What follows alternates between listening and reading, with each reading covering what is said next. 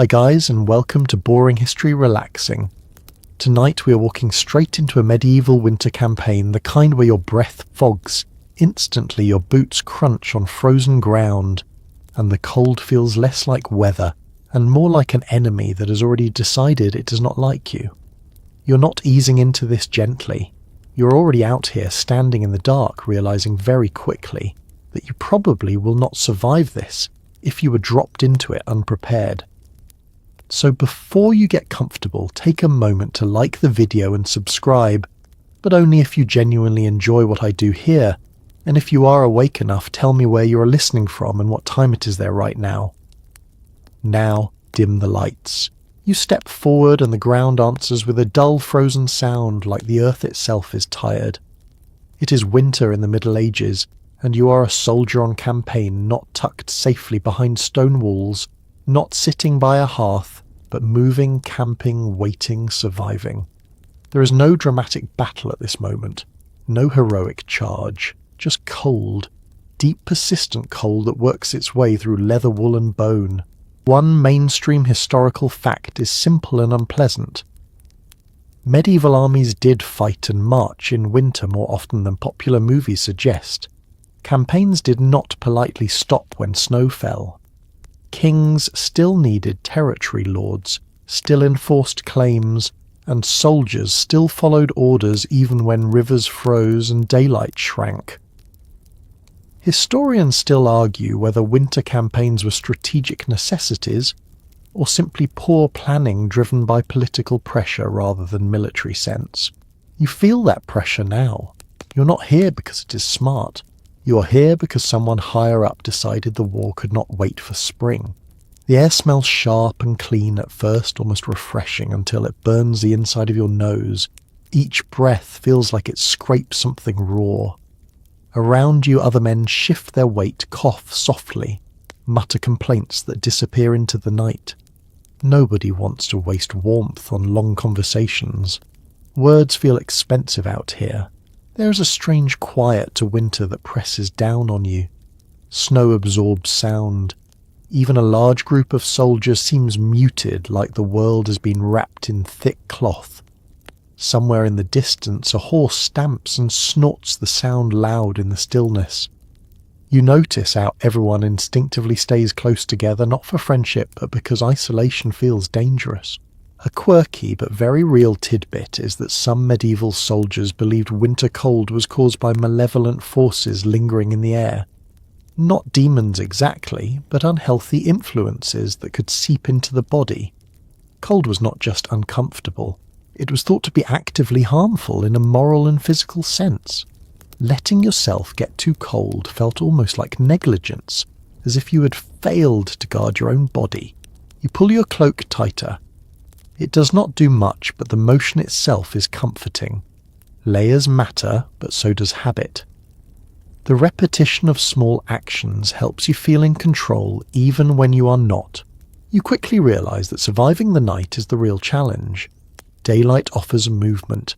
Marching warms you even if it exhausts you. Night takes that away. Darkness means stopping, and stopping means the cold creeps in without resistance. Medieval soldiers feared night and winter more than enemy attacks.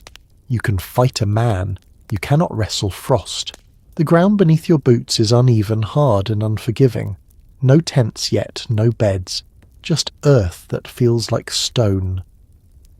You try not to think about how long it has been since this soil felt sunlight. Your toes already ache a deep, dull ache that warns you this is only the beginning. You notice how the cold changes your thinking. Everything narrows. Long-term plans fade, glory fades. Even fear becomes quiet and practical. Your world reduces to simple goals. Stay warm, stay awake, stay alive until morning. Historians still debate how mentally prepared medieval soldiers were for these conditions. Some argue that people of the Middle Ages were more accustomed to hardship, and therefore less bothered by cold. Others suggest that familiarity did not equal comfort, and that winter suffering was just as miserable then as it would be now, perhaps worse, because expectations were lower and remedies fewer. You glance at the men around you. Some are veterans, faces lined and expressions flat. They know what is coming. Others are younger eyes, darting, shifting too much, wasting energy. Everyone learns quickly out here. There is also the quiet knowledge that winter kills without leaving heroic stories behind. No songs are written about freezing slowly in a field. No tapestries show soldiers shivering through endless nights. Yet winter campaigns thinned armies just as effectively as battles. Cold led to sickness, frostbite, desertion and death that never made it into official records. You feel the first real shiver run through you, not dramatic, just persistent. It starts between your shoulders and spreads. You try stamping your feet. It helps for a moment. Movement is life. The sky above is clear stars, sharp and indifferent. You imagine how beautiful this night would be if you were somewhere else wrapped in blankets, listening to wind instead of enduring it. That thought fades quickly. Dwelling on comfort makes the present worse. Somewhere nearby a commander calls out short instructions. Voices carry strangely and the cold sounding flatter, sharper. Fires will be lit soon, you're told. Not yet. Discipline matters. Smoke can give away position. Survival is always balanced against strategy. You begin to understand that medieval soldiers survived winter, not through one clever trick, but through endurance layered on endurance. Habit, community, small comforts, constant adaptation. There is no single solution waiting ahead, just a long night and many more after it. And as you stand there, shifting your weight breath, rising in pale clouds, you feel the campaign truly begin. Not with trumpets or banners, but with the quiet agreement that you will keep going one frozen step at a time. You're still standing in the cold, and now you start paying closer attention to what is actually between your skin and the night air. Clothing becomes a kind of armour long before you ever think about metal. Medieval soldiers did not have modern insulation, but they understood layers in a practical, lived way. You feel the roughness of linen against your skin, the scratch of wool on top of it, and the weight of everything pressing down on your shoulders. One mainstream historical fact is that linen undergarments were standard for most medieval European soldiers. Linen absorbed sweat, which mattered even in winter, because moisture trapped against the skin could chill you faster than dry cold. Over that came wool prized not for softness, but for its ability to retain warmth even when damp. Historians still argue whether medieval people fully understood why wool worked so well, or simply relied on generations of experience telling them it did. You tug at your tunic. It smells faintly of smoke-old sweat and whatever it last brushed against. Cleanliness is a luxury you left behind days ago. The cloak around you is heavy and uneven, thicker in some places than others, patched and reworked many times. This is not tailored elegance. This is survival fabric. A quirky detail often overlooked is that colour mattered more than fashion in winter campaigns. Darker wool was preferred because it showed less dirt and absorbed slightly more warmth from weak winter sunlight. Some soldiers even believed darker colours actively drew heat into the body. It is not scientific, but when you are cold enough, belief itself can feel warming. You notice your hands. Gloves are rare, mittens even rarer. Fingers stiffen, quickly becoming clumsy. Tasks that feel simple in summer now take effort and patience. Tying a strap, adjusting a buckle, scratching an itch through layers of fabric. Everything slows down. Boots are another quiet misery. Leather soles harden in the cold, losing flexibility.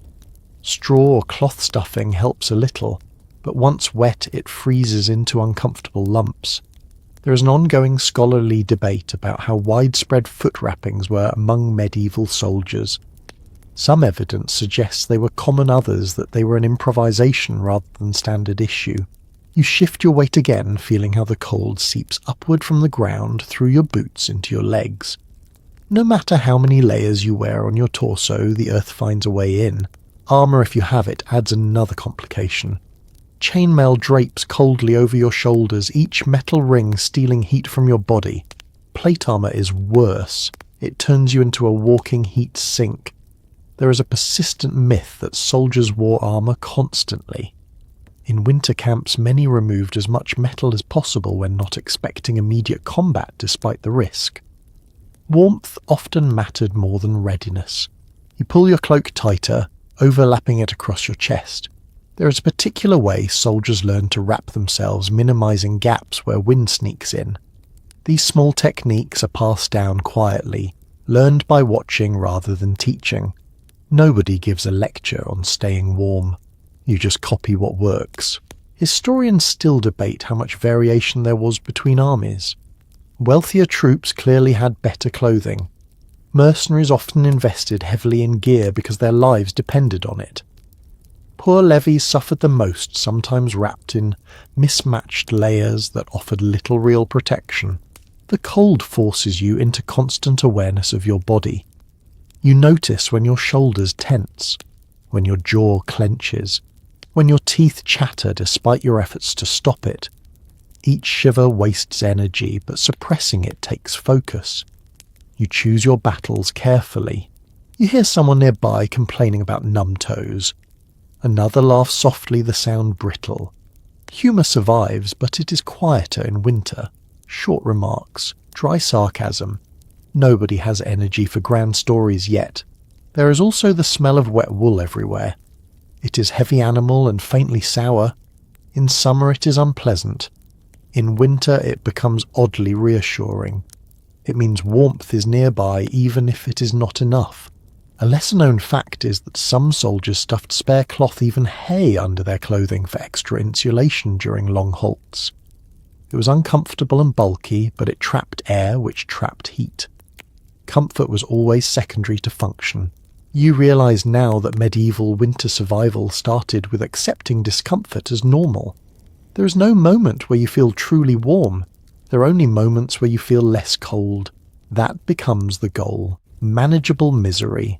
As the camp begins to organise itself, you sense that clothing is just the first layer of defence. Fires will come, shared spaces, food, routine. All of it builds slowly, piece by piece, against the night. You glance at the dark horizon again. The cold is not easing. It is settling, impatient, confident, and wrapped in your layers of linen and wool, you prepare to test whether they will be enough.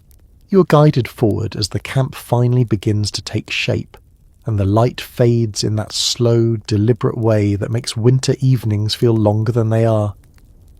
This is the hour when everything changes. During the day, movement kept you warm enough. At night, stillness takes over and the cold becomes personal. You learn quickly that where you stop matters almost as much as what you wear.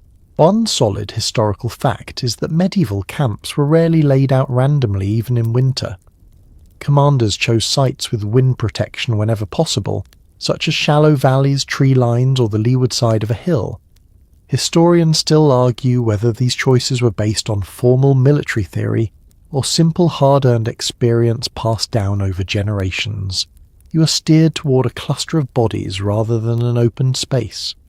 This is not about friendliness. It is about survival.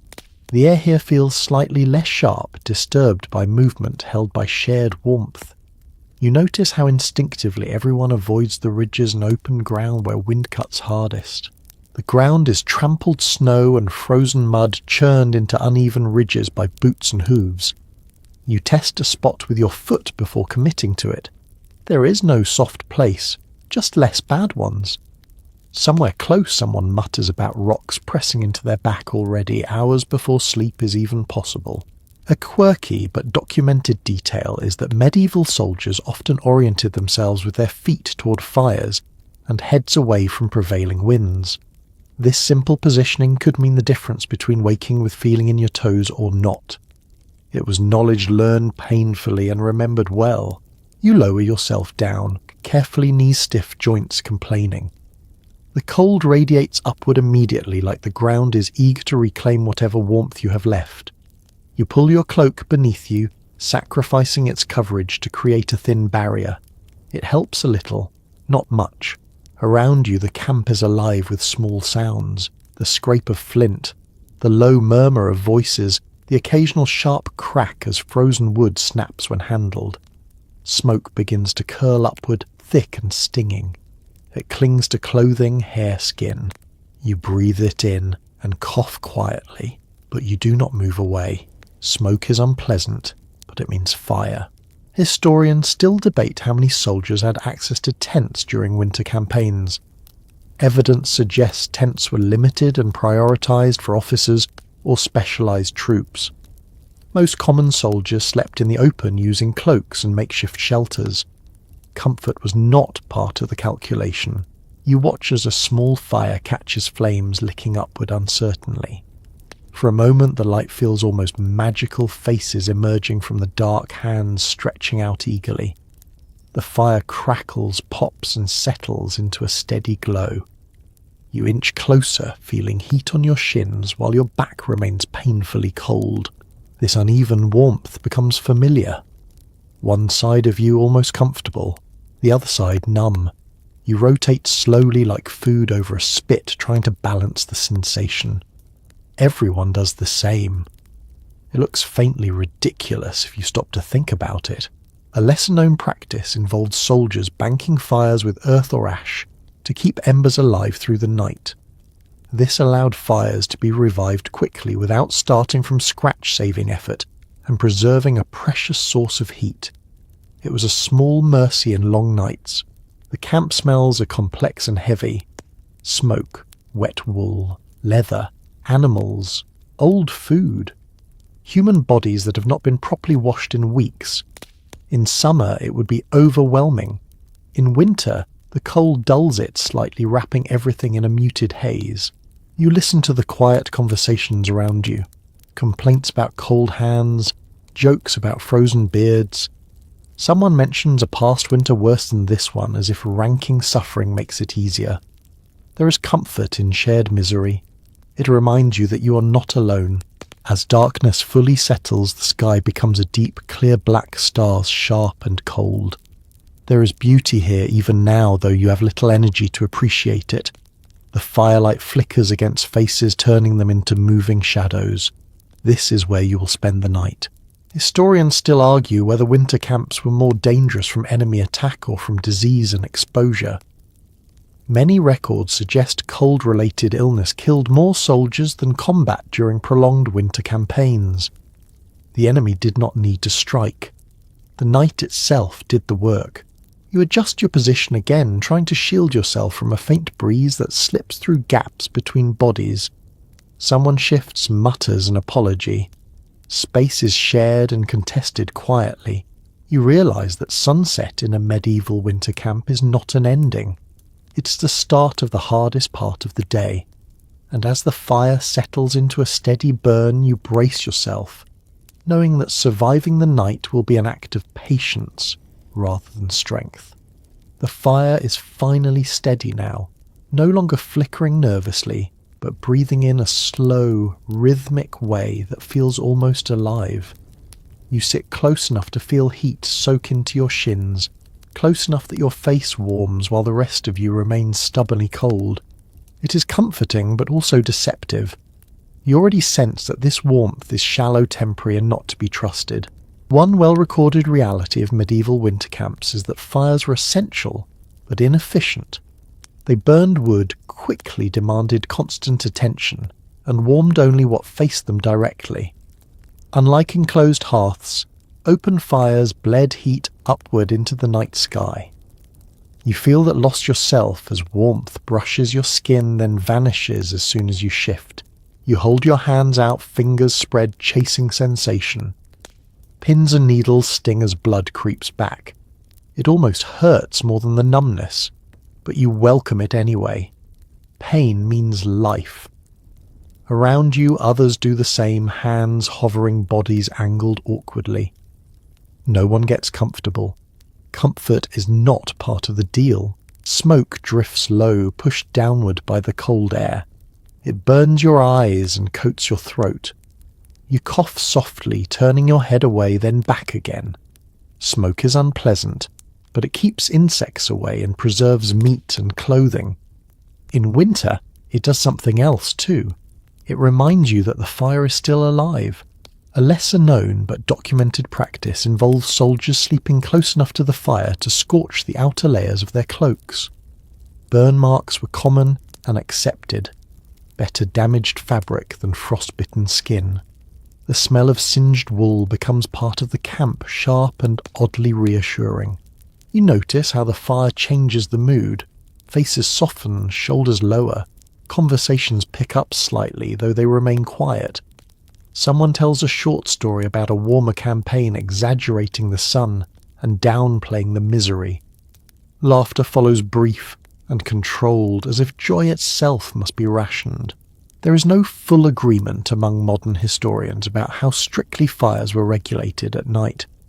Some sources suggest tight control to avoid revealing positions, while others indicate that warmth often took priority once darkness fell.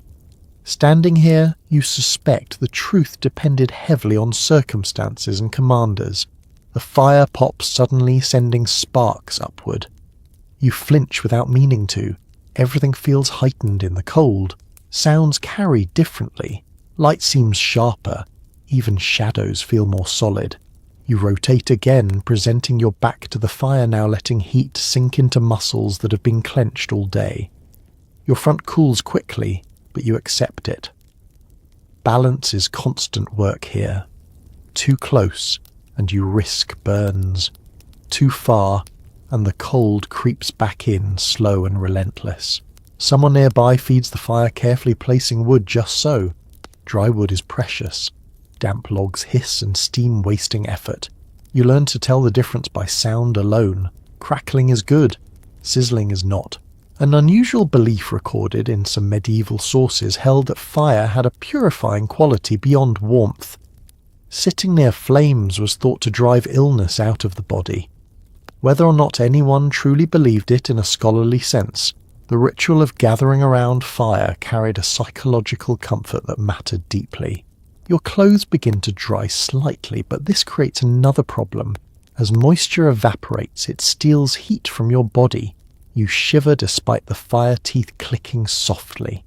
Drying too fast can feel colder than staying damp. Everything is a trade-off. You glance beyond the circle of light. Darkness presses in thick and complete. The fire creates a small island of visibility, and everything beyond it feels unreal, distant, hostile. You understand now why night watches exist, not just for enemies, but to guard against the creeping sense that the world has narrowed to this one fragile glow. Records from winter campaigns show that fires were also gathering points for information. Orders passed quietly. Rumours spread. News travelled faster in warmth than in cold. You overhear fragments now. Talk of tomorrow's march, of frozen rivers, of supplies running low. You think about how dependent you are on this flame. Without it, the night would feel endless.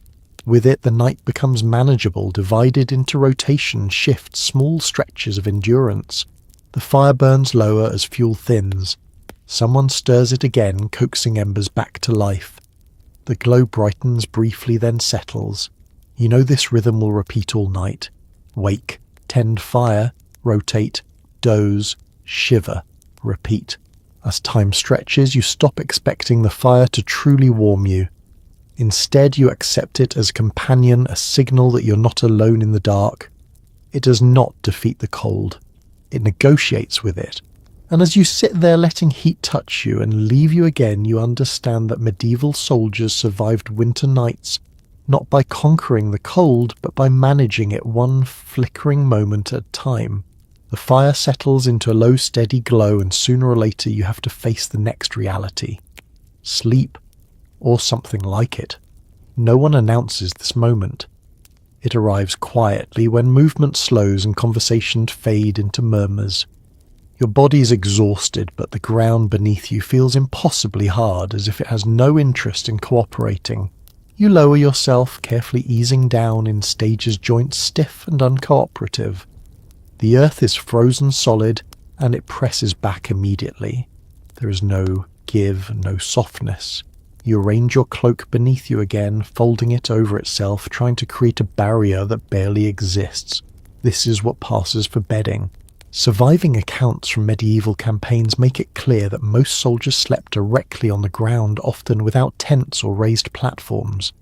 Straw, when available, was a luxury, not a standard.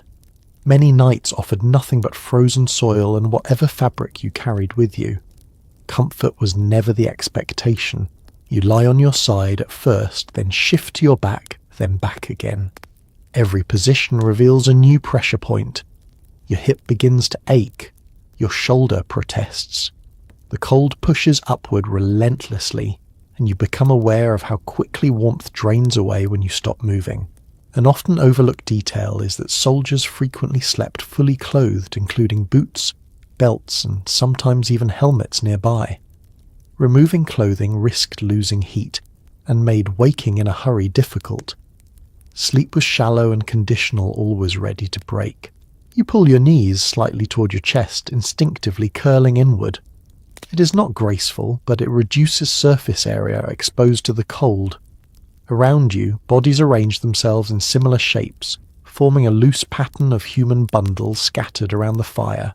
There is ongoing disagreement among scholars about how much actual sleep medieval soldiers got during winter campaigns. Some argue that exhaustion guaranteed rest despite discomfort. Others believe sleep deprivation was common, contributing to accidents, illness, and lowered morale. Lying here, you suspect the truth lies somewhere between, with sleep arriving in fragments rather than full stretches. Your breath fogs the air just inches from your face. You become oddly fixated on it, watching it rise and vanish. Counting breaths becomes a way to pass time. Inhale, exhale, slow, steady. The cold makes everything feel quieter, heavier.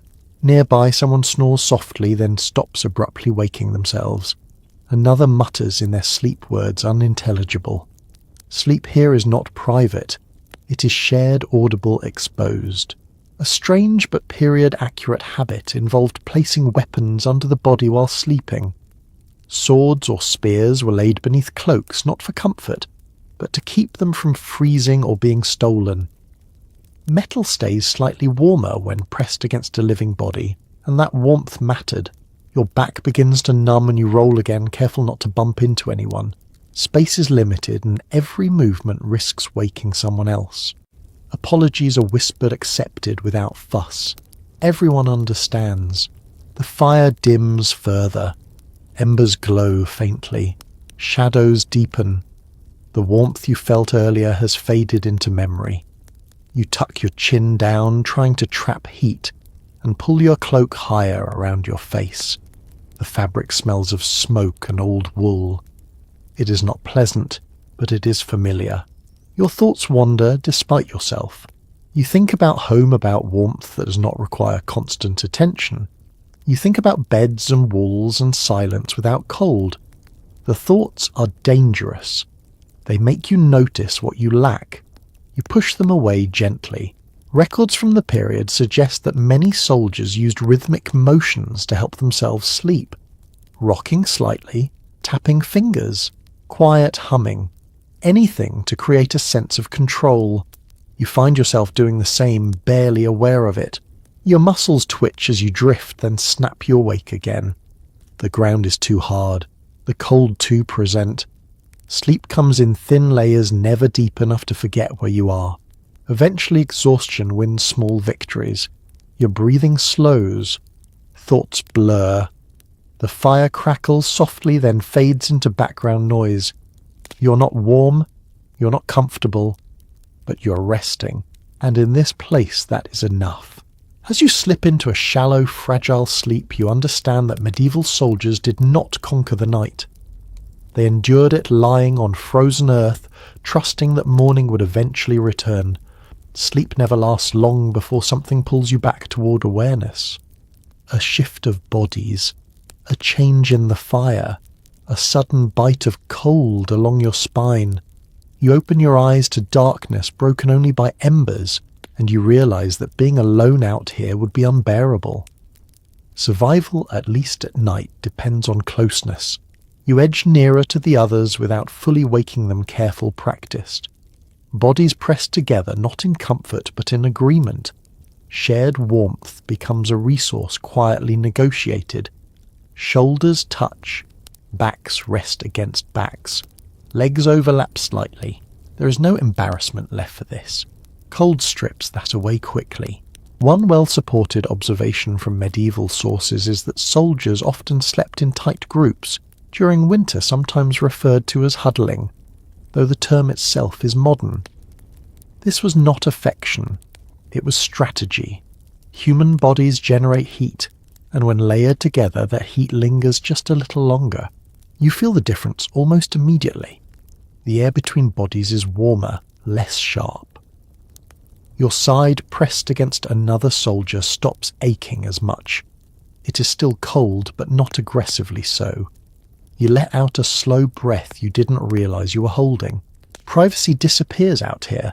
Everyone smells like smoke, sweat, wool and fatigue. It blends into one shared scent that you stop noticing after a while. Someone shifts and presses closer.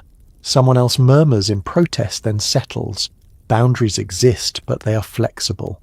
There is still discussion among historians about how medieval people understood personal space compared to modern expectations. Some argue that communal living made this closeness normal. Others suggest it was tolerated rather than preferred. In moments like this, preference hardly matters. A lesser-known custom involved soldiers pairing up intentionally with someone of similar size for warmth at night. Larger men gave off more heat, but also lost it faster. Smaller men benefited from proximity. These arrangements were informal shifting as needed, based more on instinct than instruction. You become acutely aware of small details. The rise and fall of another chest against your shoulder. The sound of breathing. The way warmth pools briefly before slipping away. It is oddly calming, like being part of a single, larger organism. The cold still finds gaps. Your feet ache. Your nose feels raw. Your hands tucked between bodies or under your own arms remain stiff. But the edge has softened. You are no longer fighting alone. You remember earlier thoughts of discomfort and laugh inwardly at them. Out here, dignity is optional. Warmth is not. If pressing against strangers keeps you alive, then strangers become allies by default. Period accounts hint that shared sleeping spaces also reduced fear. Night magnifies worries. Enemy attacks feel closer. Illness feels inevitable. Being surrounded by others anchors you in the present. You're part of something real, breathing alive. Someone nearby begins to snore again louder now. No one complains. The sound is reassuring. It means sleep has taken hold somewhere, even if lightly. You adjust your position, carefully fitting into the shared shape of the group. Your muscles relax a fraction. The ground still presses upward unforgiving, but your body no longer feels as exposed. A curious belief recorded in some regions suggested that sleeping alone invited sickness, while shared warmth strengthened the body against winter ailments. While not medically accurate, the idea reinforced behaviours that likely did improve survival odds. Time loses its shape. You drift in and out, awareness fading and returning without clear edges. The fire flares briefly as someone tends it, casting shifting shadows over bundled forms. Then it dims again. In this quiet closeness you realise that medieval soldiers survived cold nights not through toughness alone, but through cooperation that required no words. Shared heat, shared space, shared endurance. You let your eyes close again, breathing slow and shallow, wrapped in layers of wool and humanity. The night is still long, but for now you're held within it, not facing it alone. The night stretches on, and eventually hunger becomes impossible to ignore.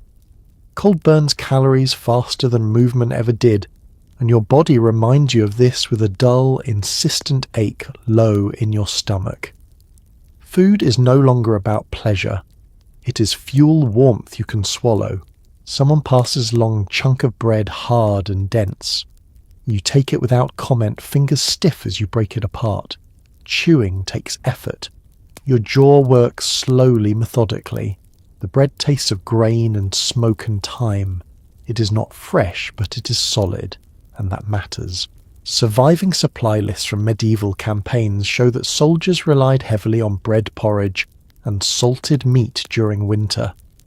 These foods travelled well and delivered energy without much preparation. Fresh produce was rare and nobody expected variety once snow closed the roads. You chew and swallow, feeling the weight settle in your stomach. Almost immediately there is a subtle change. Not warmth exactly, but the promise of it.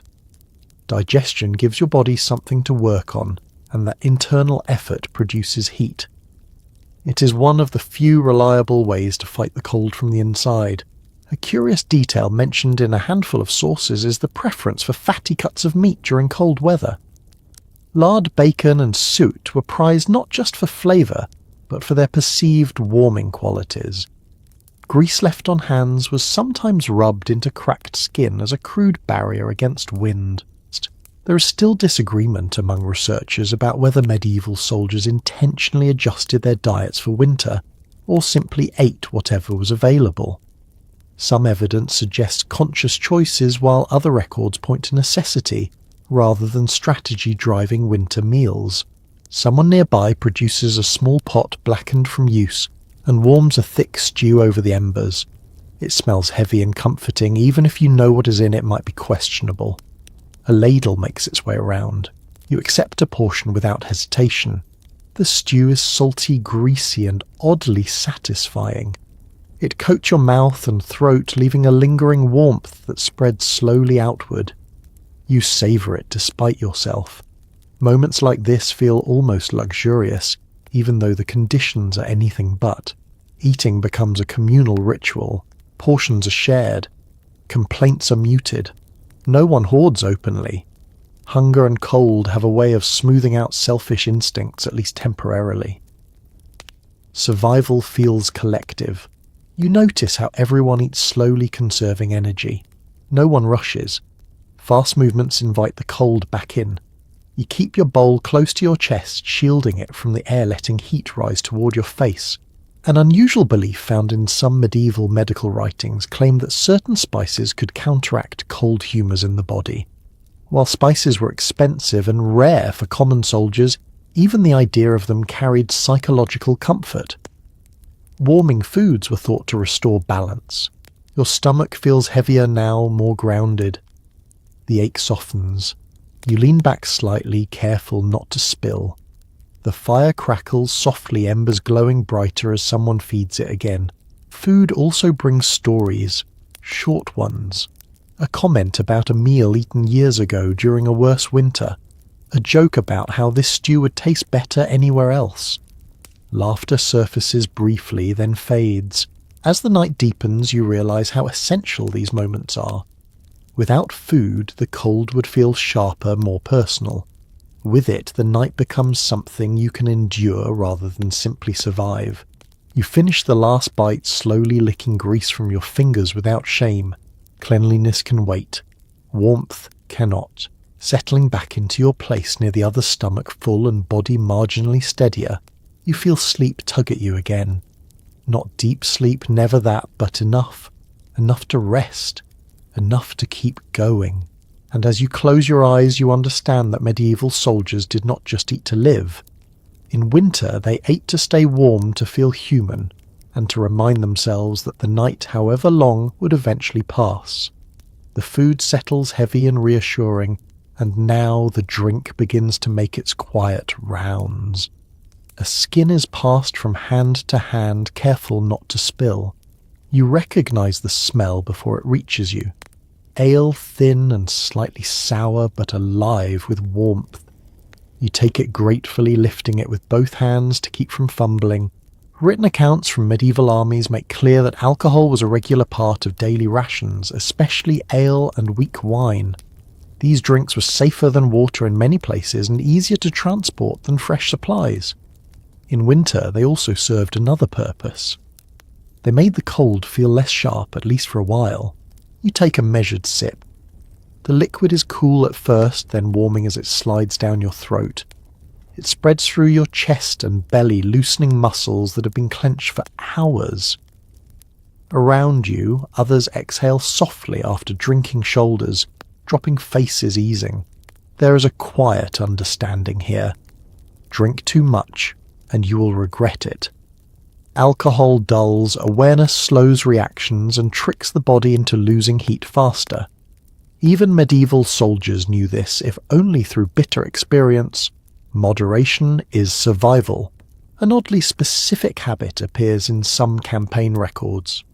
Soldiers sometimes diluted wine with warm water near the fire, creating a crude but comforting mixture. It stretched supplies and softened the drink, making it easier to consume slowly without shock to the system. You pass the skin along, wiping your mouth with the back of your hand. Your fingers feel less stiff now, though still clumsy. The warmth is gentle, temporary, and you know it will fade. Still you accept it. Small mercies matter. There remains uncertainty among modern historians about how widespread intoxication actually was during winter nights. Some argue that discipline limited excess, while others point to court records and complaints that suggest drunkenness was a recurring problem. Standing here, you sense that both are true depending on leadership and circumstance. Someone nearby chuckles softly, emboldened by a mouthful too many. The sound carries briefly, then dies. No one encourages it. Laughter is welcome, but drawing attention is not. The smell of ale mingles with smoke and wool, thickening the air. It is oddly comforting, a reminder of taverns and towns left behind. For a moment, the camp feels less temporary, less exposed. A strange belief recorded in some medieval medical traditions claimed that alcohol could chase cold spirits from the body. While the theory had no real grounding, the sensation of warmth made it feel convincing. You understand why the idea lasted. You sip again, slower this time, letting the drink linger. Your thoughts soften at the edges. Worries feel less sharp. The cold still presses in, but it no longer dominates every thought. The firelight flickers, reflecting in the eyes of those around you. Faces look calmer now, lines eased. Even the night feels slightly less hostile, though you know that is an illusion. As the skin empties, it is tucked away carefully. No one asks for more. Supplies are finite. Winter teaches restraint quickly.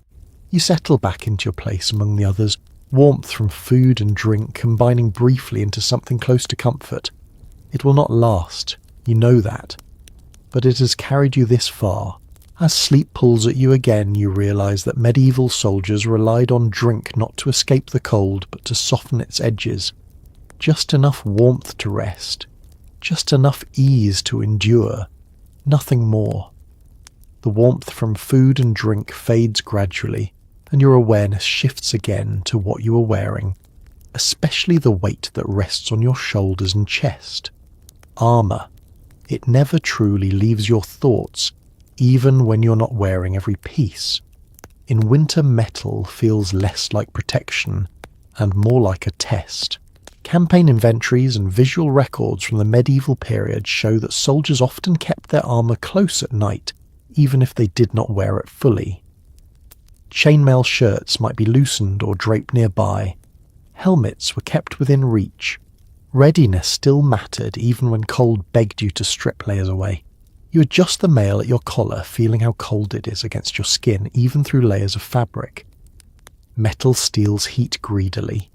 It does not warm up easily, and when it does, it takes that warmth with it, if you move away. Wearing armour, while resting, feels like pressing yourself against winter itself. Some soldiers remove pieces carefully, weighing risk against comfort. Others keep everything on trusting habit more than logic. You can see both choices around you. Someone has leaned their helmet against a pack, stuffing cloth inside to slow freezing. Another keeps theirs on chin tucked, breathing steady. There is continuing debate among military historians about how often armour was worn overnight during winter campaigns. Some argue that fear of surprise attacks kept soldiers armoured at all times. Others believe exhaustion and cold forced compromises, especially during long quiet nights. Reality likely shifted from camp to camp. An unusual but documented practice involved wrapping armour in spare cloth or cloaks, when not in use, both to insulate it and to prevent frost from forming directly on the metal. It did not make armour warm, but it made it less punishing to put back on. You touch your sword hilt, feeling the leather grip stiffened by cold.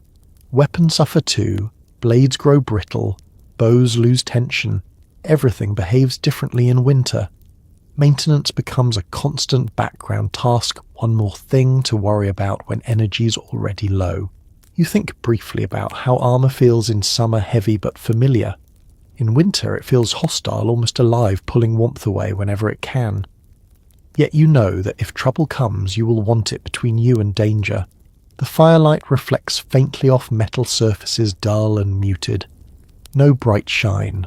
Winter steals that too. Everything looks older, rougher, more tired. Your shoulders ache under the weight and you shift again, finding a slightly better balance. Nothing is perfect.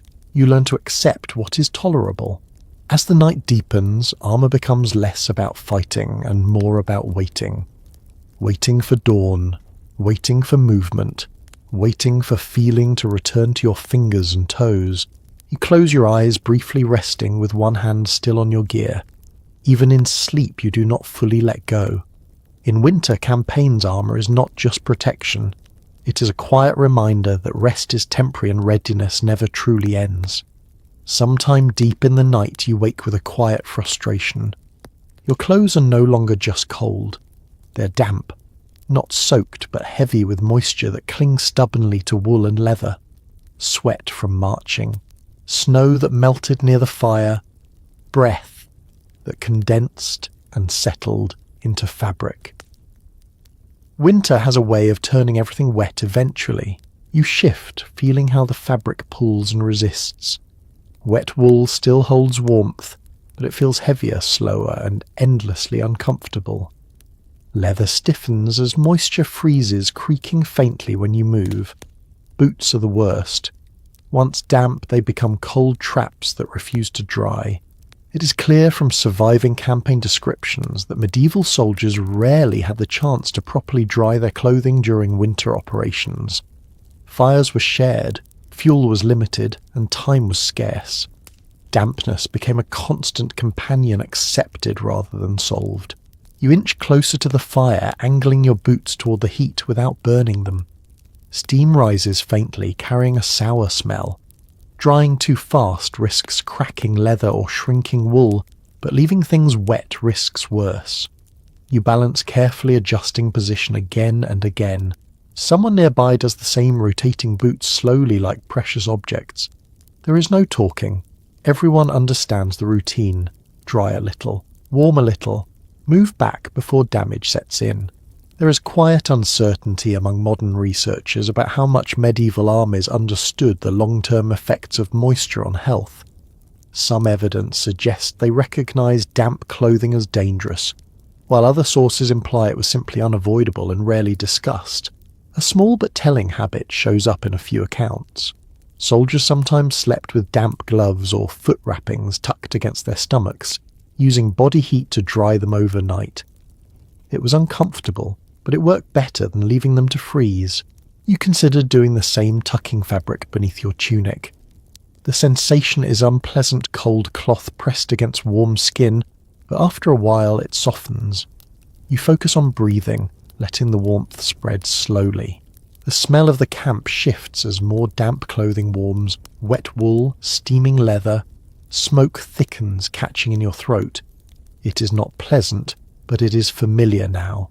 You flex your fingers slowly, trying to keep circulation moving. Numbness creeps in when you stop. Movement is still your ally even in rest. Somewhere in the dark a horse stamps impatiently. Animals suffer too. You think briefly about how many nights like this lie ahead, each one repeating the same small battles against cold and moisture. You adjust your cloak again, feeling how its weight has increased.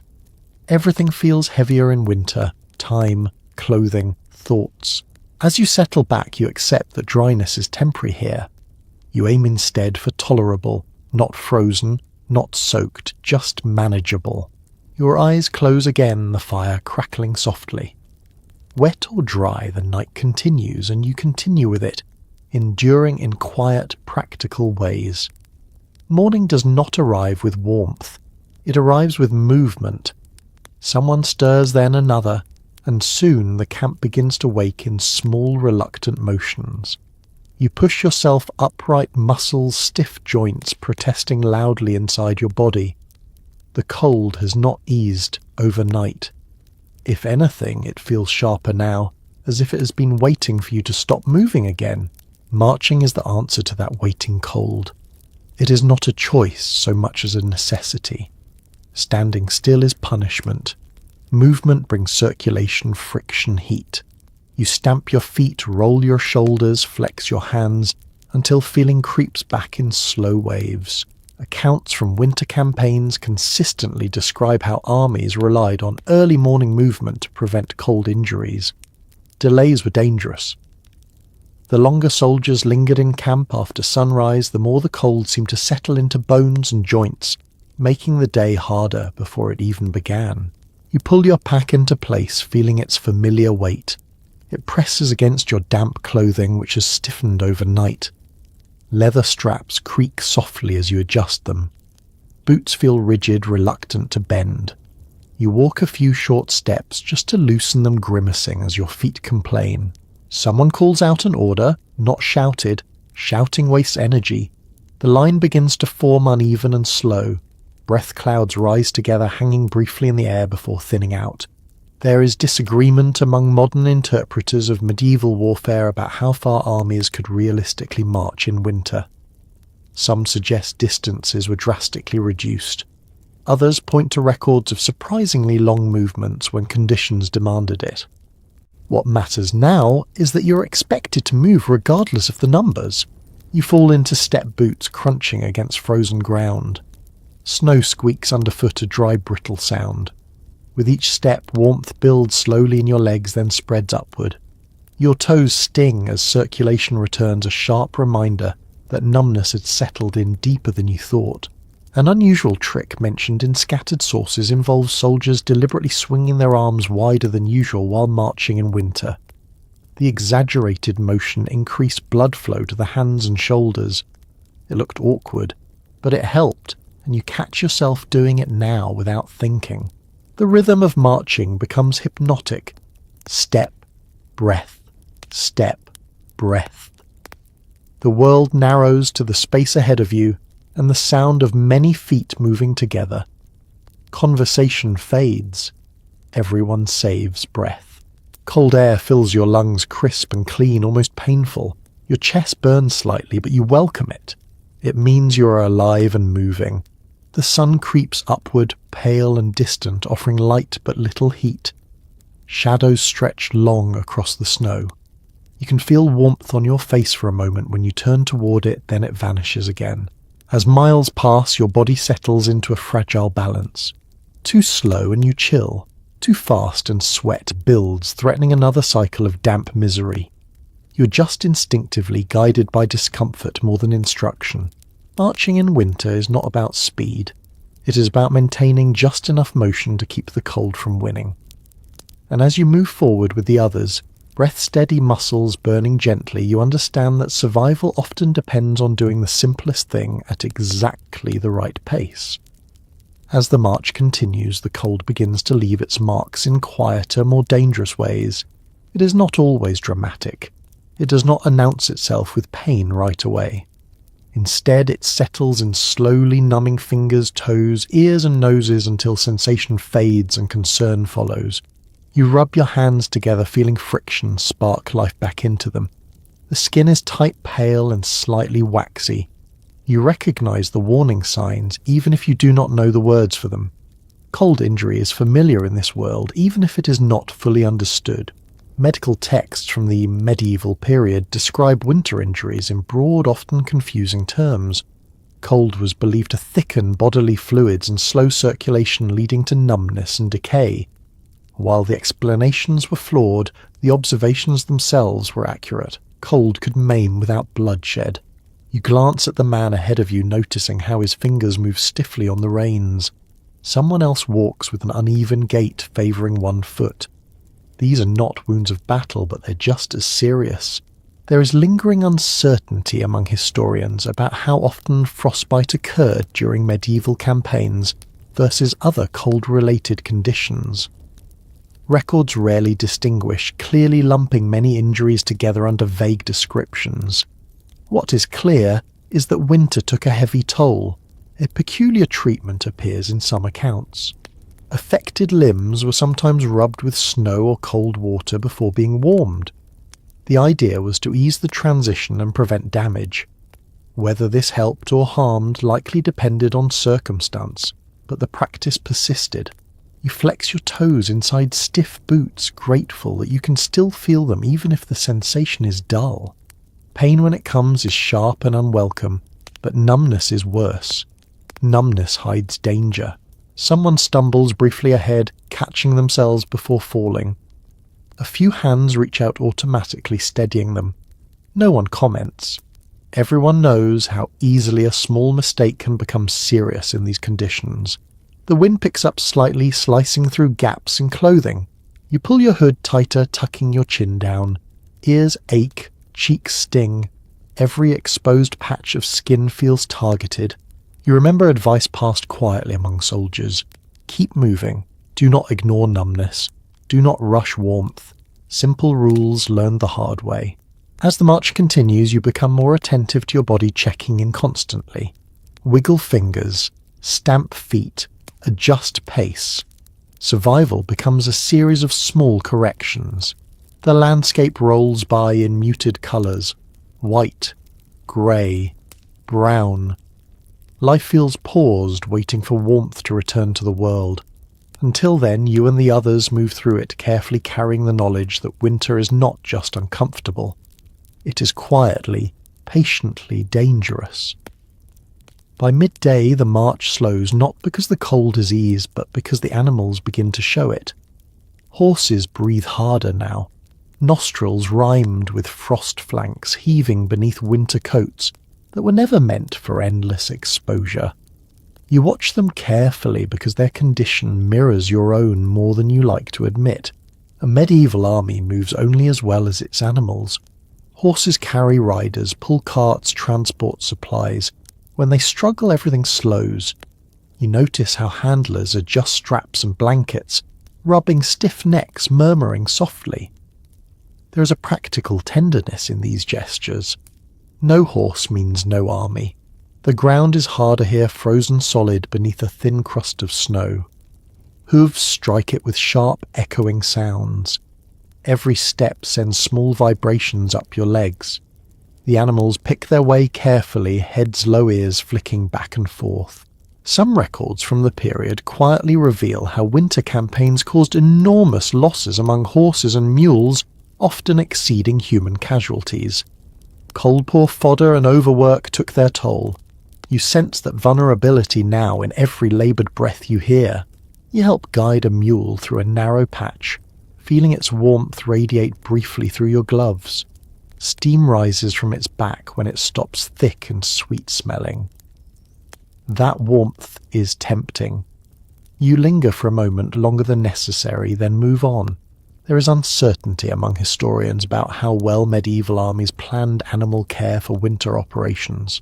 Some evidence points to careful provisioning, while other accounts suggest animals were treated as expendable resources. Watching the handlers, now you suspect reality sat somewhere between care and necessity. An odd but practical trick surfaces here. Some soldiers tuck their hands into the thick fur at a horse's neck while resting, stealing warmth for a few precious seconds.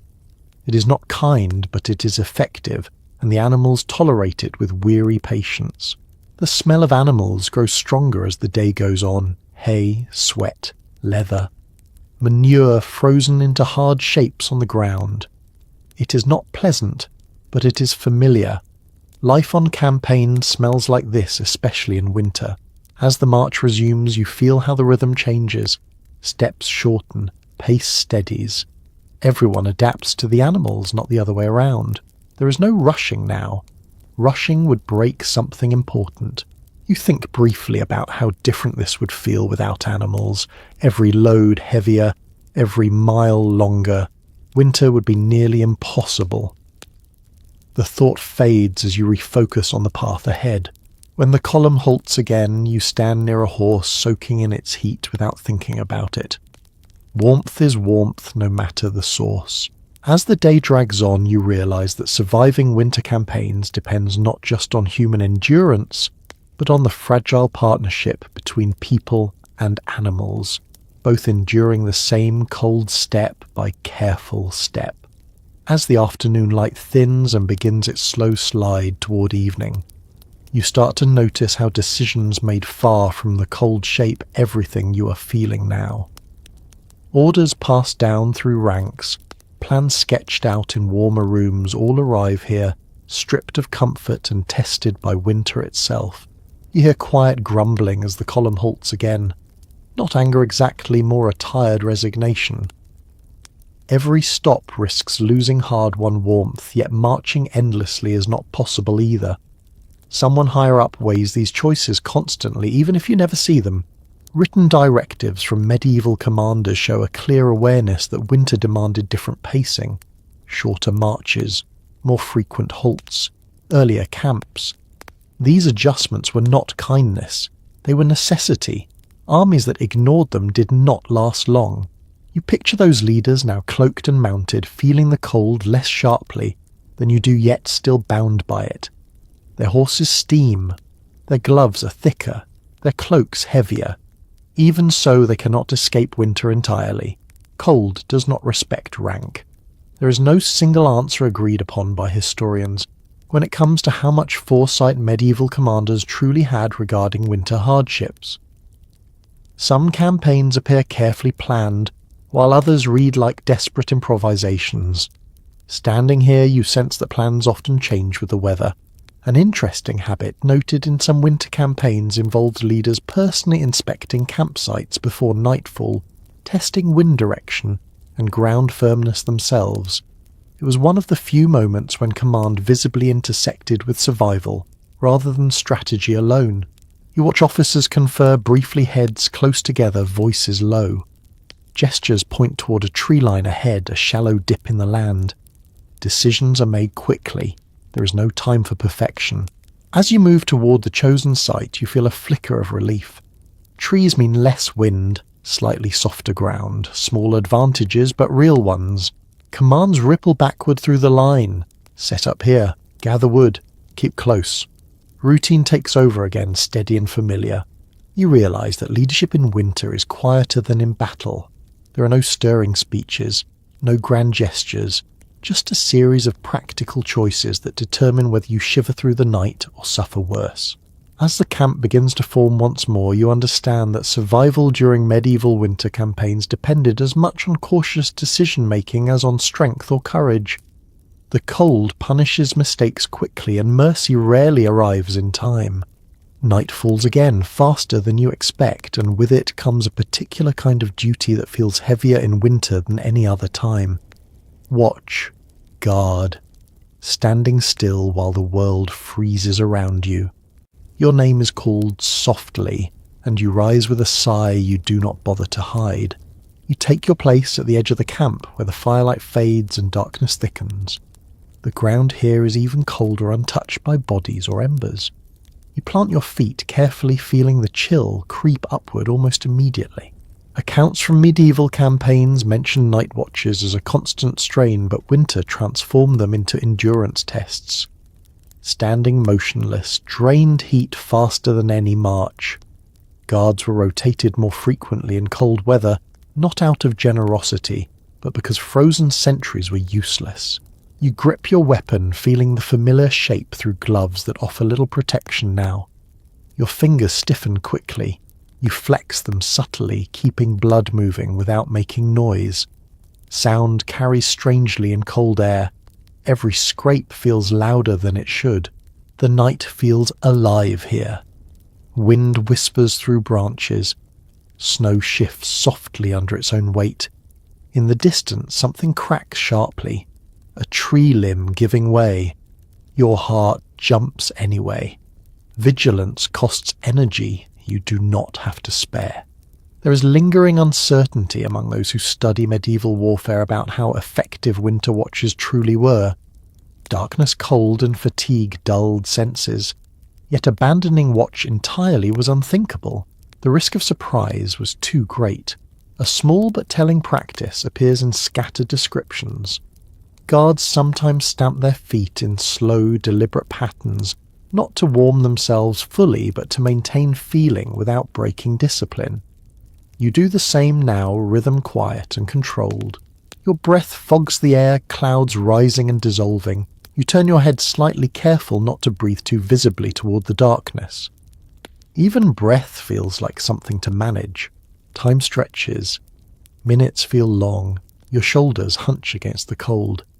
The warmth of the camp behind you feels distant, almost imagined. At last, a soft signal reaches you. Relief. You hand off your place without ceremony and move quickly back toward the fire stiffness, making each step awkward. As warmth returns, slowly, painfully, you realize that standing watch in a medieval winter was not about spotting enemies. It was about enduring stillness without surrendering to cold, and tonight you have endured just enough. When the watch ends and the camp settles again, you notice how quickly everyone begins shaping the night to their advantage. There are no proper shelters waiting, no neat rows of tents. Instead, you work with what the land offers, guided by habit and quiet observation. You help drag fallen branches closer together, stacking them into a low wall that breaks the wind. It is not much, but even a small barrier changes how the cold behaves. Air slows, sound softens. The space behind it feels less exposed. Someone else piles earth and snow along the base, packing it down with boots. The ground is hard, but persistence pays off. You feel the difference immediately when you crouch behind it. The biting edge of the wind dulls, replaced by something more manageable. People have been doing this for generations. Long before formal camps, before standardized equipment, soldiers learned to read landscapes quickly. A dip in the ground, a stand of trees, a rock outcrop. None of it looks like shelter at first glance, but together it becomes enough. You add your cloak to the wall, draping it over branches to trap air. It feels risky exposing yourself like that, but the trade is worth it. Less wind means less heat lost.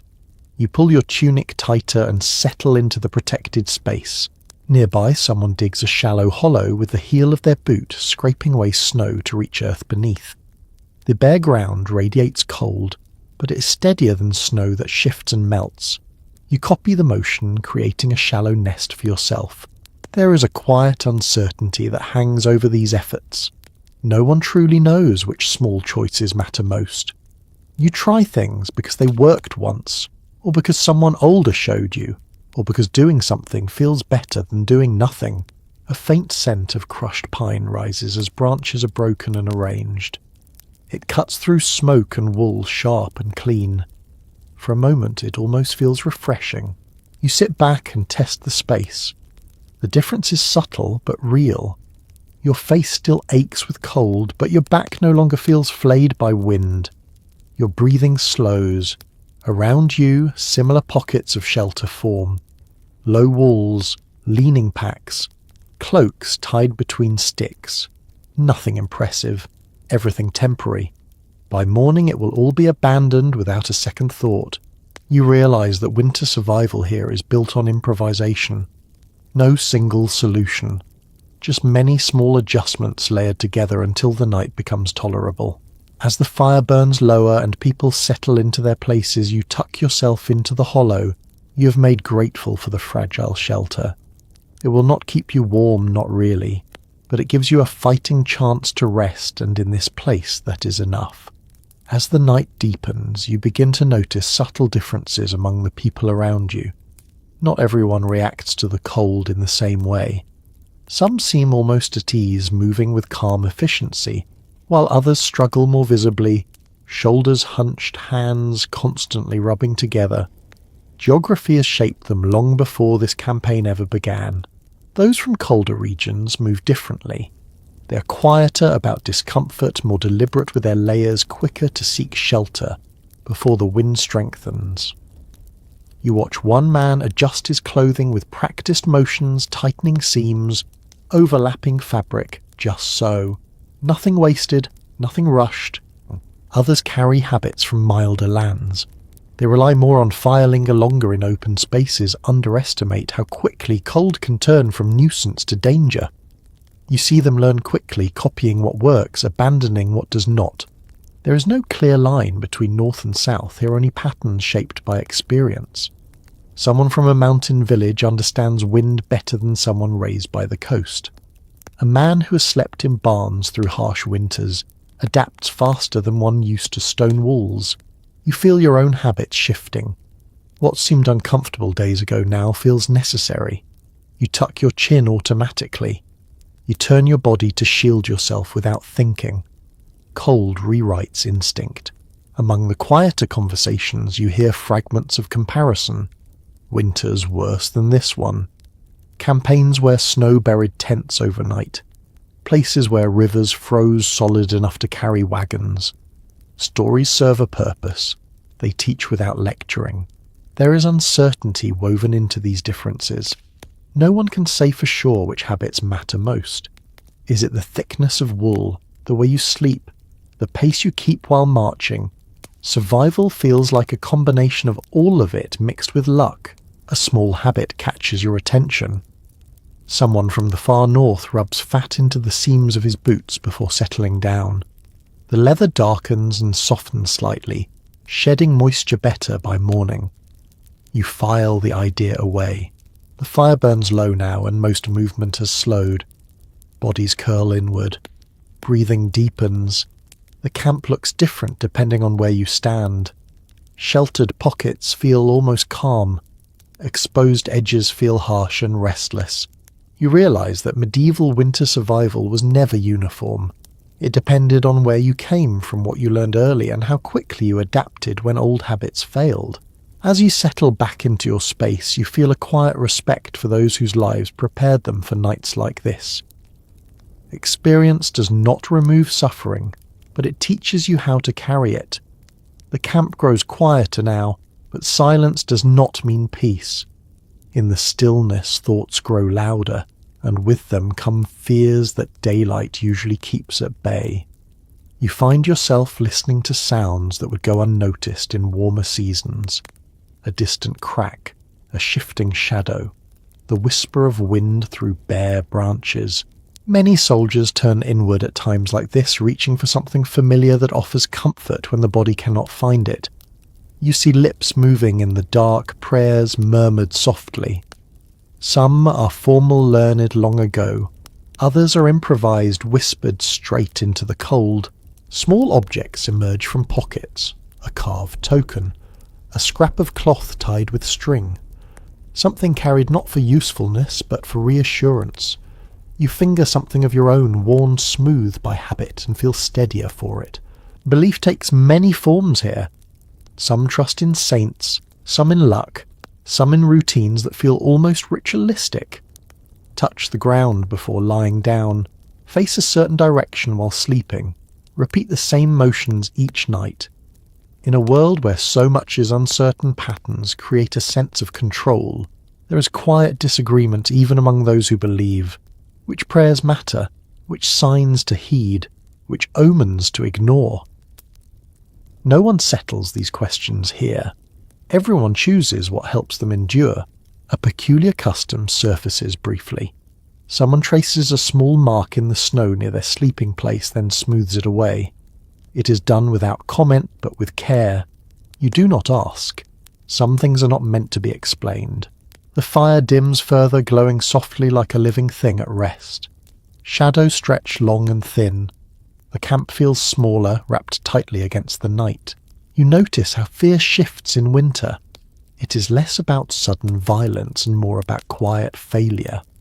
Not waking, not feeling your fingers, not noticing danger until it is too late. Faith in whatever form pushes back against that fear. As you close your eyes, you listen to the soft chorus of breathing around you. It is steady, human, real. That sound becomes its own kind of comfort. In this place, belief is not about answers. It is about endurance, about giving the mind something warm to hold when the world offers nothing but cold. The night feels longer now, stretched thin and tense. Even wrapped in shared warmth and routine, you sense how fragile everything is. Winter does not need an enemy to create danger, it supplies its own. You lie awake longer than you want listening. Somewhere beyond the faint glow of the fire, the world shifts and settles. Snow slides from a branch.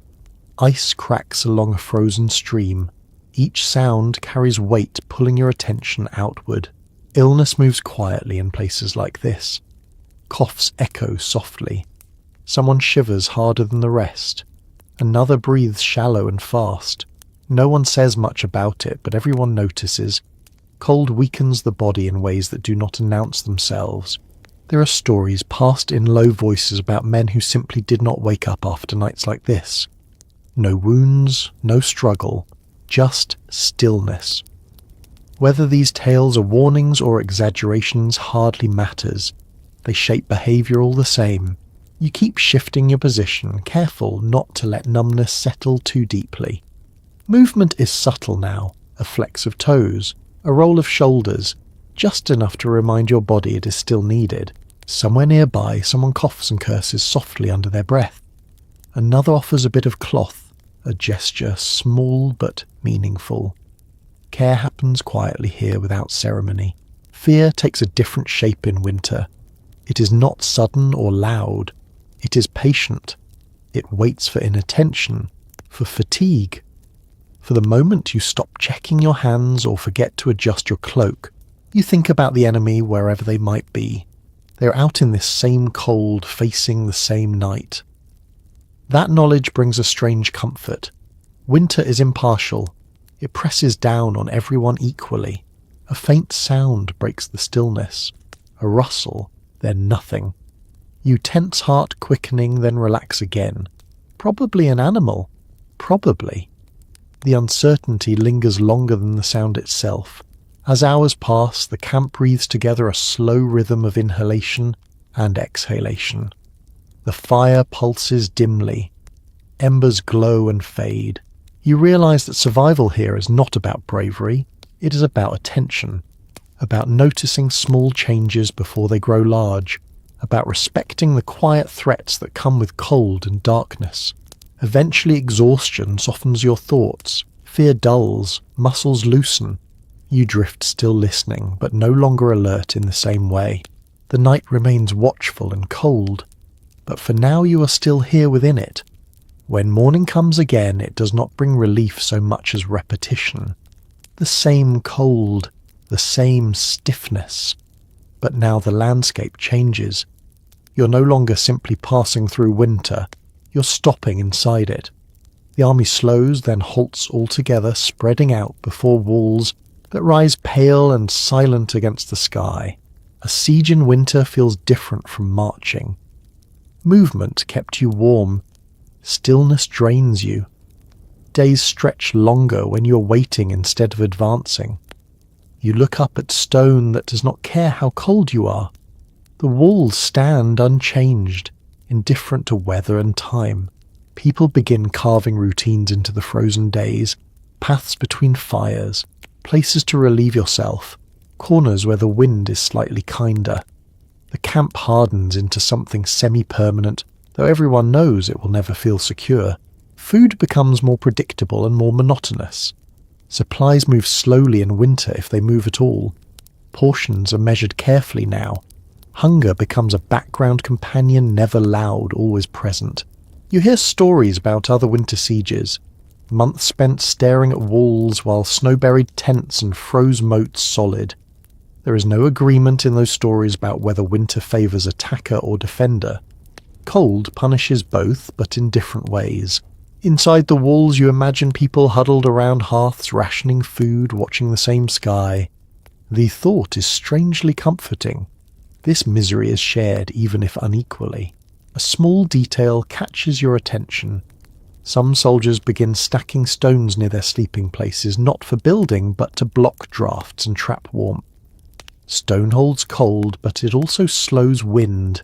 Everything here is about trade-offs. The days blur together. You mark time by fire tending guard shifts and meals. Sleep comes and goes without clear boundaries.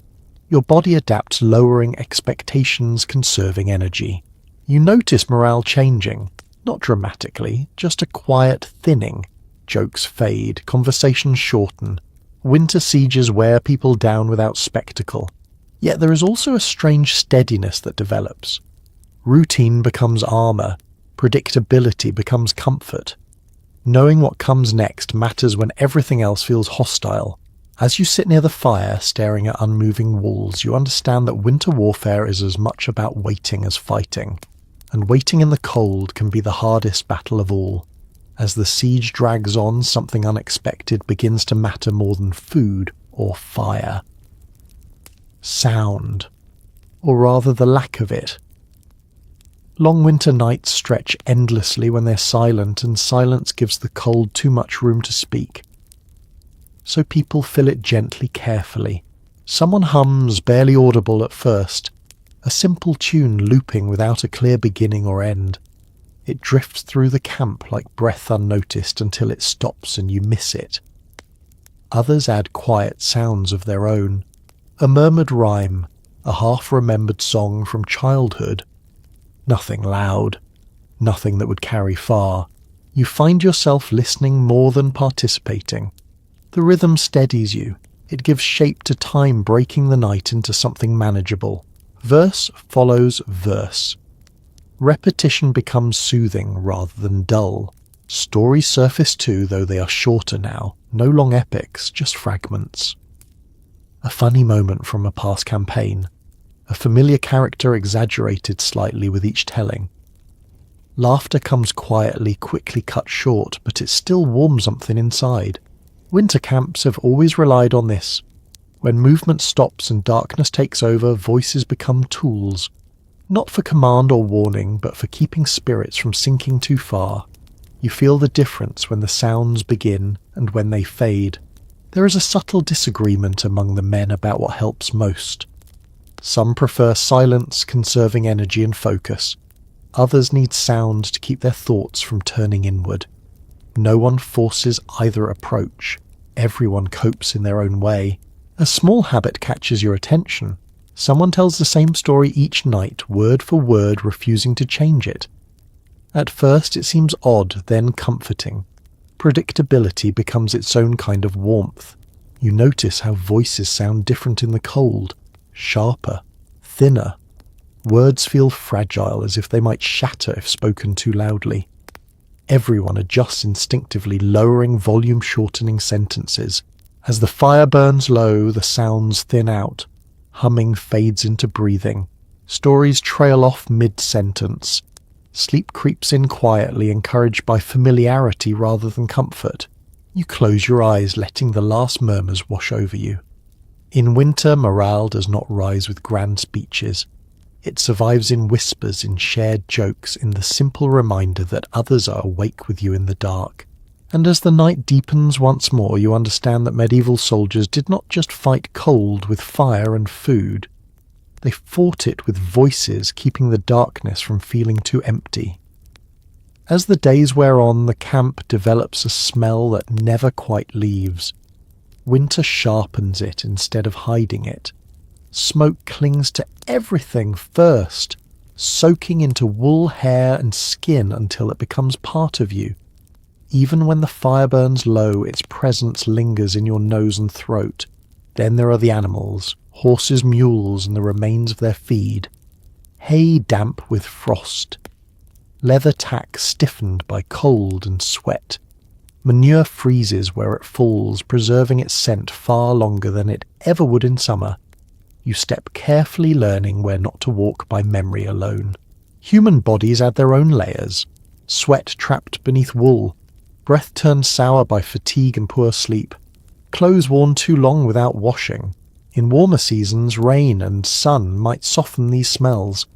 Winter locks them in place. You notice how quickly you stop reacting to it all. What once felt overwhelming fades into background. Only changes stand out now. Fresh smoke, blood from a cut finger, the sharp, almost sweet smell of pine when someone breaks branches for shelter. There is a quiet understanding that washing is dangerous now. Exposed skin chills too fast. wet hair freezes, so cleanliness becomes selective. Hands wiped on snow, faces rubbed with cloth. Anything more feels risky. Someone nearby burns a scrap of resinous wood, and for a moment the air smells almost pleasant. It reminds you of forests untouched by camps and war. The feeling passes quickly, but you hold on to it longer than you expect. Food smells carry far in winter air. A pot warming over embers draws people closer without a word spoken. The scent of fat and salt feels heavier than hunger settling deep in your chest. Even illness announces itself by smell. A cough carries something sour. A wound smells wrong before it looks wrong. You learn to notice these things without thinking about them too much. As night falls again, the smells settle into a familiar mix. Smoke, wool, cold earth, animals, people. It becomes the scent of survival itself. You pull your cloak tighter and breathe slowly through your nose, letting the air warm slightly before reaching your lungs. The smell is no longer unpleasant. It is simply where you are. And as sleep approaches, you realize that winter camps are remembered not just by sights and sounds, but by smells that follow you long after the cold has faded. Sleep comes differently now, not as something you fall into, but as something that drifts near you, pauses, then settles only if you stay still enough. You lie curled in your place, listening to the camp breathe, feeling the ground press up through layers that no longer feel like protection, just familiarity. Your body knows this routine. Muscles loosen in stages, first the legs, then the back. Your hands unclench, last fingers reluctant to let go of tension they have carried all day. Cold still nips at exposed skin, but exhaustion dulls its teeth. Dreams arrive thin and fragmented. You drift into them and out again without clear borders. A memory of warmth, a sound from home, the imagined creak of a door opening somewhere safe. Each time the cold pulls you back before the image can fully form. Someone nearby shifts in their sleep, pressing closer without waking. You adjust instinctively, making room, sharing warmth without thought. The movement is slow and practiced, like turning over under heavy blankets that do not exist. Breathing becomes your anchor. Slow, shallow. You learn not to inhale too deeply. Cold air burns if you do. Instead, you sip it carefully, letting it warm before reaching your chest. Each breath feels deliberate, counted without numbers. The fire has faded to embers now. Its glow is just enough to shape shadows, not enough to promise warmth. Still it marks time. As long as something glows, the night has not fully claimed the camp. You wake briefly to the sound of footsteps, a guard passing quietly, the scrape of leather. Then silence again. Your eyes open, then close without resistance. You do not check the sky. You trust the rhythm instead. There is a moment when your body feels almost comfortable. Not warm, not rested, but balanced. Pain softens, cold recedes slightly. This is the closest thing to rest you will get out here, and you take it without questioning. Sleep deepens for a while, long enough that time blurs, long enough that you forget where you are just for a breath or two. Then a shiver runs through you, sharp and sudden, dragging you back. You pull your cloak tighter around your shoulders, tucking fabric under your chin. The motion feels automatic, learned through repetition rather than thought. You've done this dozens of times now. Nearby someone murmurs in their sleep, a name, a place. The words dissolve before meaning forms. Dreams spill out and vanish into the cold air. Your own thoughts slow again. Edges soften. The camp fades into sensation rather than detail. Weight, breath, pressure. Warmth that comes and goes. You realize that sleeping in a medieval winter camp is less about rest and more about survival through stillness. You conserve energy by not moving. You accept discomfort instead of fighting it. You let the night pass through you rather than trying to escape it. As sleep finally settles again, shallow but steady, you float in that narrow space between waking and dreaming. The cold is still there. The ground is still hard. But for now you are carried by exhaustion. and that is enough to keep you until morning. Morning arrives quietly without ceremony, and the first thing you feel is pain. Not sharp, not sudden, but deep and everywhere. Your body has cooled into the shapes it held through the night, and now it resists returning to motion. You open your eyes to pale light and frost clinging to everything that did not move. You try to sit up and pause halfway, waiting for the stiffness to ease. Fingers tingle as sensation returns in uneven waves. Toes ache inside boots that feel a size too small. Your breath fogs the air again, thick and slow, as if even breathing needs warming up. Around you, others rise in stages, unfolding carefully, each person negotiating with their own body. No one jumps to their feet. Those who try regret it quickly.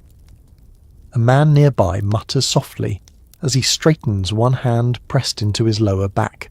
The ground sparkles faintly where frost has settled overnight. Cloaks are edged with white. Hair crunches when brushed aside. Even eyelashes feel heavy. Winter has left its signature everywhere. You stamp your feet gently, then harder, encouraging blood to move. Pain flares sharp and bright, then dulls into something manageable. Movement hurts, but not moving hurts more. You choose the pain that leads somewhere.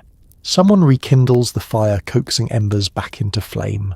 Smoke rises in a thin column before flattening in the cold air. You inch closer, holding your hand out again, repeating motions you could perform in your sleep now. The first warmth of the day always feels like a promise, even though you know better. It will fade. Everything fades out here. Still, you accept it gratefully. Your stomach growls, quietly reminding you that yesterday's food is long gone. Cold burns through reserves quickly. You reach for whatever remains of your rations, chewing slowly, letting the simple act of eating ground you. As the camp stirs, sounds return. Coughs, low voices, the scrape of metal and leather. Life resumes its careful rhythm. No one lingers longer than necessary. Standing still invites cold back in. You glance at your hands again, checking colour and movement. Pale, but responsive. Good enough. You flex them repeatedly, building warmth through repetition rather than hope. Morning in a winter campaign is not a beginning. It is a continuation. The night has passed, but its effects remain etched into muscles and joints. You carry them with you as you pack adjust straps and prepare to move again. As the sun lifts higher, offering light without comfort, you take one last look at the place where you slept. By evening it will feel distant, just another frozen patch of ground left behind. You fall into step with the others, body loosening gradually, breath steadying. The cold retreats slightly as movement takes over. Not gone, never gone, just held at bay. Another day begins, marked not by hope, but by persistence. And for now, persistence is enough. As the march carries on through villages and open land, you begin to notice something that feels quietly unsettling. The people who live here do not always look warmer than you do. In fact, some look worse. You pass farmhouses with thin smoke drifting from chimneys, fields locked under frost, and faces watching from doorways with the same guarded expressions you see in camp. You would imagine civilians tucked safely indoors, protected from the worst of winter. The reality is more complicated. Many peasants spend their days outside, even now tending animals, hauling water, breaking ice. Their clothing is worn thinner than yours, in places patched, endlessly softened by years of use. You catch the eye of an older man standing near a fence, his breath rising just like yours. He does not look surprised by the cold. He looks resigned to it. This is his season too. There is a strange reversal here. You, a soldier, carry weapons, rations, and the collective warmth of an army. They rely on stores that may or may not last until spring. You move on, they stay. As the column passes, children stare openly. Some wave, others just watch. Their faces are red from cold noses, running hands tucked into sleeves. You feel a brief, unexpected pang. This campaign will end for you one way or another. Winter for them simply continues. You hear murmurs among the men about how peasants survive winters year after year without marching or fighting. The answers are vague: habit, preparation, luck. No one sounds certain. A small detail catches your attention. In one yard, strips of cloth hang stiffly from a line frozen in place. Even here people try to dry clothing when they can seizing brief moments of sun or wind. The struggle looks familiar. As you move on, the landscape empties again. Fields stretch white and quiet. The army's noise fades back into its usual rhythm. Boots crunch.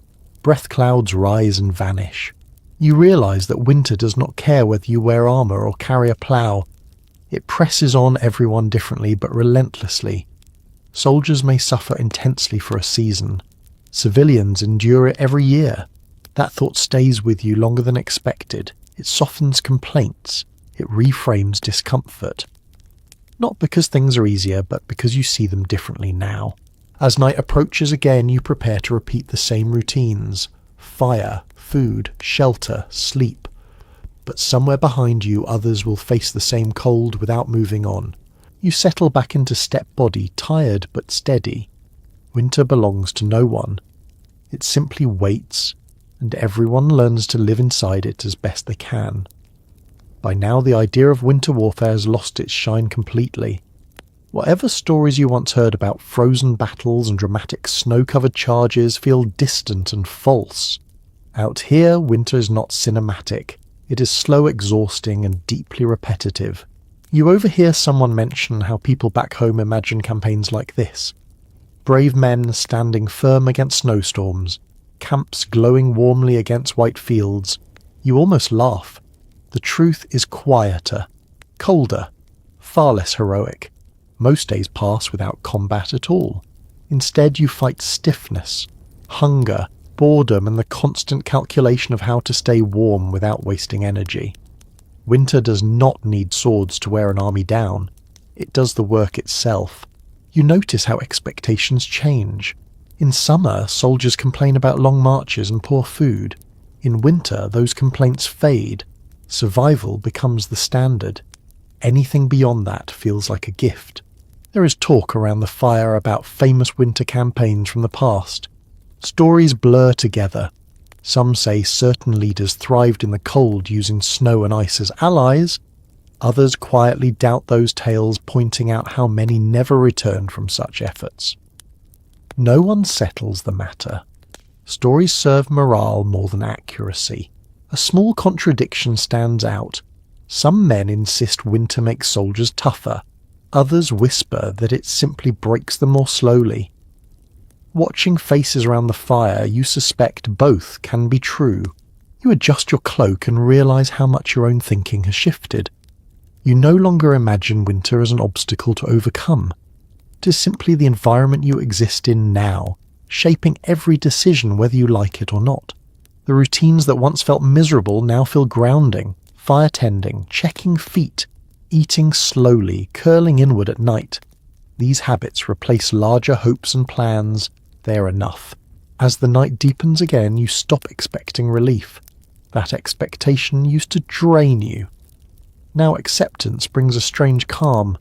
You are here. The cold is here. Both facts coexist without drama. You lie back, staring at stars that feel sharp and distant. Winter warfare, you realise, is not about bold action. It is about endurance that leaves few marks anyone will remember. And as sleep edges closer, you understand why so many myths grow around campaigns like this. The truth is too quiet, too uncomfortable, and too human to make good stories. Time moves differently now, measured less in days and more in small improvements that barely register unless you pay attention. You notice them anyway. A better way to wrap your cloak so it blocks wind without slipping. A rhythm to marching that keeps sweat from building. The quiet knowledge of when to stop adjusting and conserve energy instead. None of this feels like progress in the usual sense. There are no breakthroughs, just accumulation. What worked once is repeated. What failed is quietly abandoned.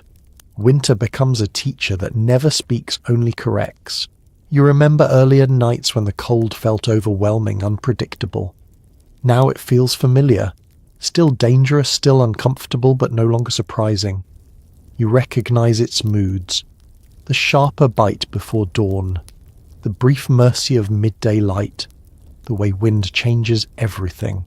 You watch others adapt too. Movements grow economical, gestures shrink, conversations shorten. People learn how to exist inside layers without fighting them. Even complaints sound different, more reflective than angry. You hear someone remark that soldiers centuries ago did not know how to prepare for winters like this.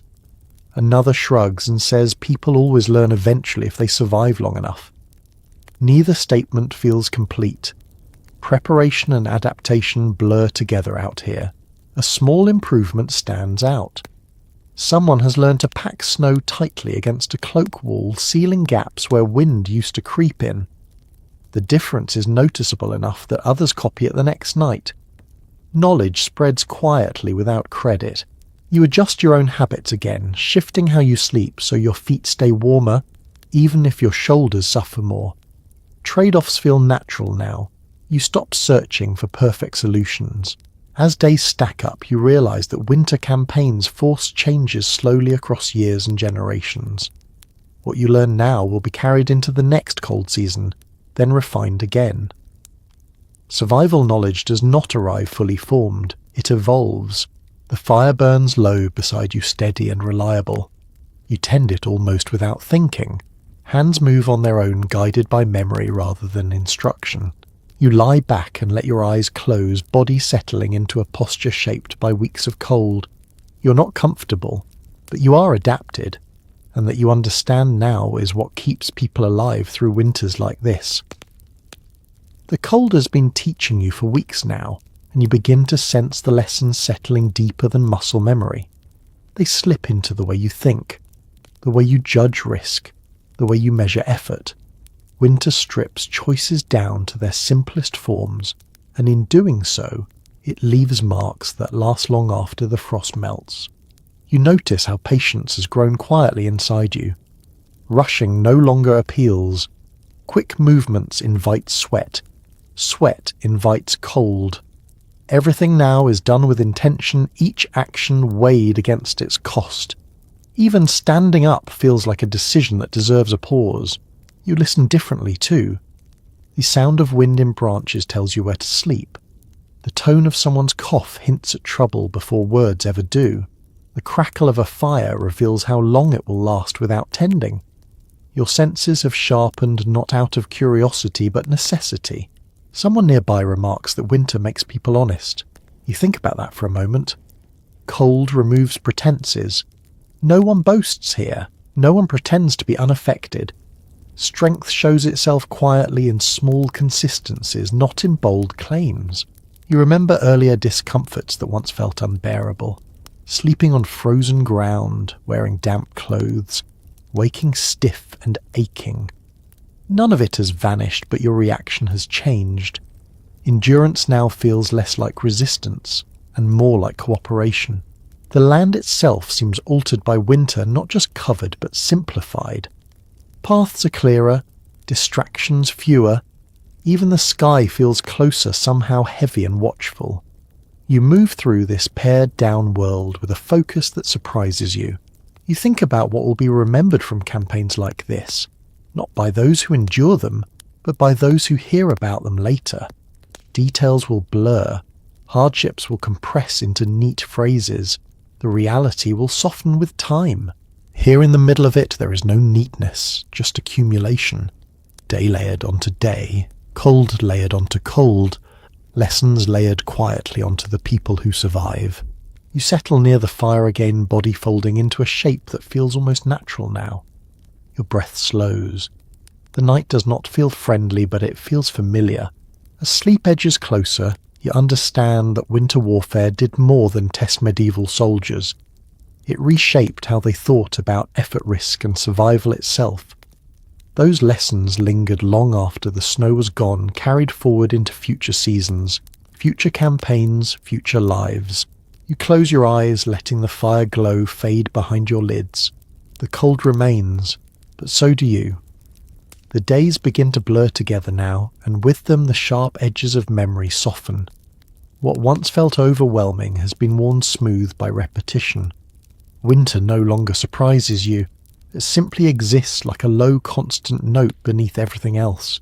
You notice how people speak about the cold differently, not with frustration anymore, but with a kind of shorthand, a glance at the sky, a nod toward the wind. Everyone understands what that means. Words feel unnecessary. Stories start drifting toward the past. Not the distant past of kings and battles, but recent memories already gaining a strange glow. Someone recalls the first night of the campaign when the cold felt unbearable. Another laughs quietly at how badly they wrapped their cloak back then. The memory feels unreal now, as if it happened to someone else. You realise how quickly suffering turns into narrative. Hardship becomes something you describe rather than endure, even while it is still happening, especially while it is still happening. This is how people carry experiences like this forward without breaking. Around the fire, faces look older, not dramatically but subtly. Lines settle in, eyes grow steadier. Winter leaves its mark slowly, not all of them visible. You think about how stories of campaigns are passed along, not in full detail but in fragments. A sentence about a terrible winter, a remark about men lost to cold rather than steel. Most listeners nod and move on. Few imagine the nights themselves. Here inside one of those nights you understand how memory edits reality. It keeps what can be carried and lets the rest fade. The ache in your joints will disappear. The exact sound of frozen ground under boots will not survive long, but the knowledge remains. You adjust your position, easing closer to warmth without thinking about it. Habit has replaced instruction entirely. Your body knows what to do before your mind engages. The fire crackles softly. Sparks lift and vanish. The sky above feels vast and indifferent. Somewhere far beyond this camp, people will someday speak of winters like this in passing, unaware of how deeply they shape the ones who lived through them. You close your eyes, feeling the weight of the night settle gently rather than sharply. You're no longer counting hours. You're simply moving through them. As sleep pulls you under again, you sense how this experience will linger long after it ends. Not as pain, but as quiet understanding. Winter fades, memory fades, but endurance leaves a trace that stays. The cold loosens its grip gradually, almost without asking permission. You notice it first in small ways, the way your breath no longer stings quite as sharply, the way frost retreats from the edges of your cloak instead of clinging stubbornly. Morning light lingers a little longer now, and darkness does not rush in so eagerly. The routines remain, but they soften. Fires feel less desperate. Movement feels easier. Your body still aches, but it no longer feels like it's fighting the world itself. Winter is still present, but it has begun to release you inch by inch. You pack and unpack with familiar motions, aware that this campaign this season is drawing towards something like an ending. Not triumph, not relief, just transition. The cold that once dominated every thought now becomes part of the background, like a sound you stop noticing once it fades. You look around at the others and see the same quiet shift. Faces lift slightly. Conversations stretch a bit longer. Laughter returns tentative but real. No one celebrates. They simply breathe more easily. The landscape changes too. Snow thins, mud replaces ice. The ground softens underfoot. Each step feels less punishing. You do not rush this change. You have learned better than that. As you move forward, you carry the winter with you. Not the cold itself, but the habits it carved into you. Awareness, patience, respect for small comforts. These do not vanish when warmth returns. You realize that medieval soldiers survived winter nights not through a single clever solution, but through layers of endurance built slowly, shared quietly, and remembered long after the cold released its hold. The fire burns behind you, now smaller, less necessary. You walk on body steadier, mind quieter, leaving the hardest nights where they belong, in the past. And as the world slowly warms again, you feel yourself doing the same. The pace eases here. Thoughts stretch out, the images soften. You're no longer standing guard or huddled against the cold. You're simply resting, letting the long night drift away.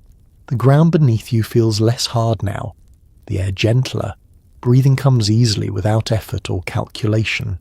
You allow your shoulders to relax. Your jaw loosens. The tension you carried for so long begins to fade. There's nothing left to prepare for, nothing left to endure. The work is done. You let the final images blur. Firelight dimming, frost melting, footsteps fading into quiet earth. The cold becomes memory, then impression, then nothing at all. Now you can rest, fully, safely. Let the night pass without watching it. Let sleep settle deeply without interruption. Thank you for walking through history with me tonight.